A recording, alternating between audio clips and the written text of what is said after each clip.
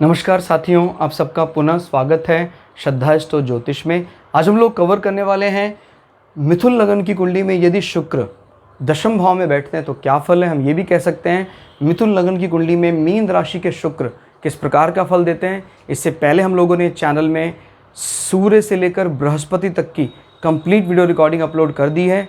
कोई भी व्यक्ति लघु सरल पद्धति को आधार बनाकर ज्योतिष को सीखना चाहता है, हमारे चैनल को सब्सक्राइब कर सकता है। हम जल्दी ही सूर्य से लेकर राहु केतु तक 9 के 9 ग्रहों का 12 अलग अलग लग्न की 12 अलग अलग राशियों में फल को अपलोड करने वाले हैं। इस अपलोडेशन को टाइमली पाने के लिए बेल आइकन दबाएं ताकि आपको सारा अपलोडेशन टाइमली मिल सके। मेरा नाम है सनत कुमार वाजपेयी। 15 सालों का अनुभव मुझे साइंस एंड एस्ट्रोलॉजी में। हमारे बारे में और अधिक जानकारी के लिए सिंपली गूगल करें, सनत वाजपेयी लिखें, आपको हमारे बारे में कंप्लीट इन्फॉर्मेशन मिल जाएगी। तो आइए शुरुआत करते हैं आज की क्लास का। मिथुन लग्न, यहाँ से गिनते हैं एंटी क्लॉकवाइज, ये आता है दशम भाव। फिलहाल यह मीन राशि है जहाँ शुक्र उच्च का होकर बैठे हुए हैं। दशम भाव दोस्तों क्या बताता है? हमारे जीवन में यश, मान सम्मान, हमारा करियर, जॉब, ये सब दशम भाव से देखा जाता है।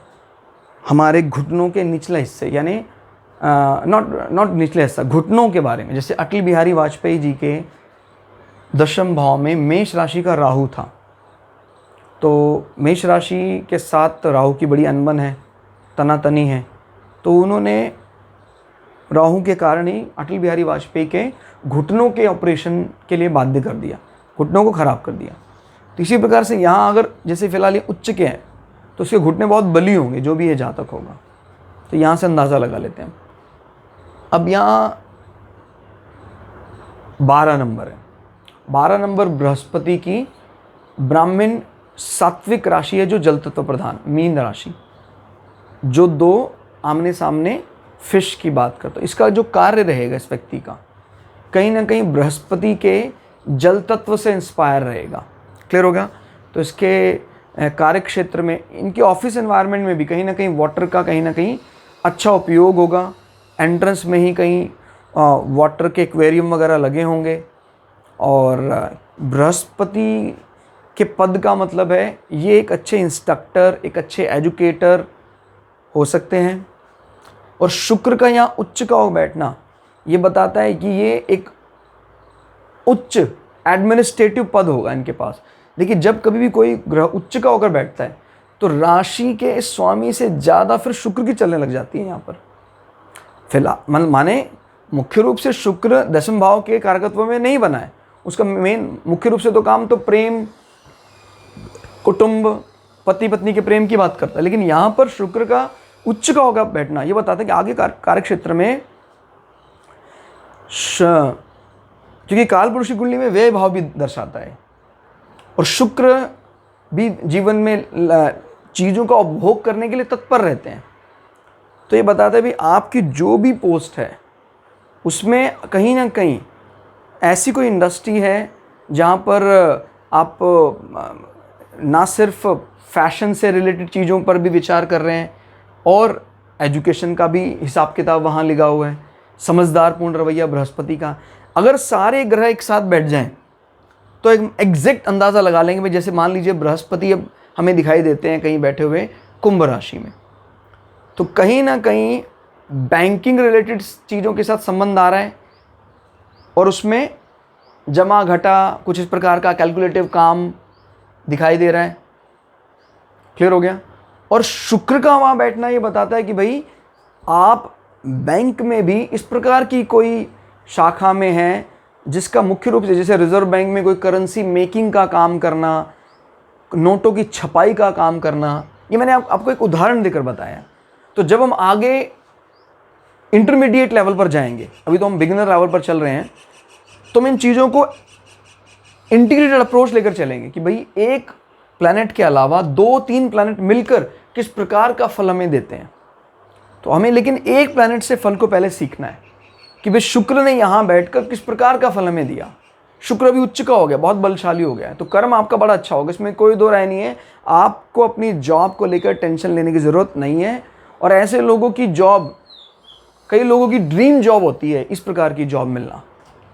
क्या लुक, चेयर, आपकी सिटिंग क्या देखने वाली होती है।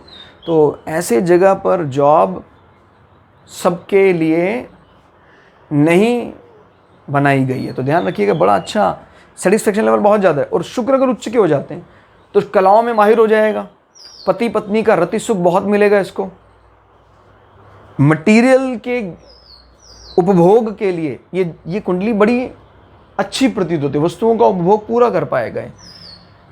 हम देखते हैं शुक्र इस कुंडली में किन किन भावों को रिप्रेजेंट भी करते हैं।